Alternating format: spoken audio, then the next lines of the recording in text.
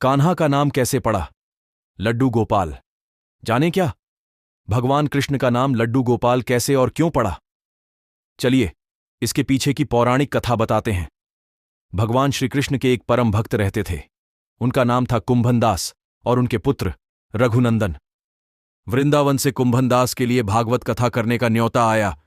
उन्होंने सोचा कि भगवान की सेवा की तैयारी करके वे रोजाना कथा करके वापस लौट आएंगे, जिससे भगवान का सेवा नियम भी नहीं छूटेगा। उन्होंने अपने पुत्र को समझा दिया कि वे भोग तैयार कर चुके हैं, तुम्हें बस समय पर ठाकुर जी को भोग लगा देना है। रघुनंदन ने भोजन की थाली ठाकुर जी के सामने रखी और सरल मन से आग्रह किया कि ठाकुर जी आओ और भोग लगाओ। उसके बाल मन में यह छवि थी कि वे आकर अपने हाथों से भोजन करेंगे। बार बार आग्रह करने पर भोजन तो वैसे का वैसे ही रखा रहा। अब रघुनंदन उदास हो गया। फिर ठाकुर जी ने एक बालक का रूप धारण किया और भोजन करने बैठ गए। ये दृश्य देख रघुनंदन भी प्रसन्न हो गया।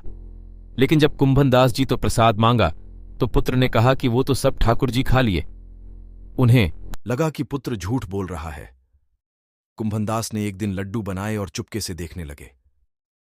रघुनंदन ने रोज की तरह ही ठाकुर जी को पुकारा तो ठाकुर जी बालक के रूप में प्रकट होकर आए। इसके बाद वो लड्डू खाने लगे। उसके बाद से ही उनकी इसी रूप में पूजा की जाती है और वे लड्डू गोपाल कहलाए जाने लगे। यह जानकारी सिर्फ मान्यताओं, धार्मिक ग्रंथों और विभिन्न माध्यमों पर आधारित है। किसी भी जानकारी को मानने से पहले विशेषज्ञ की सलाह लें।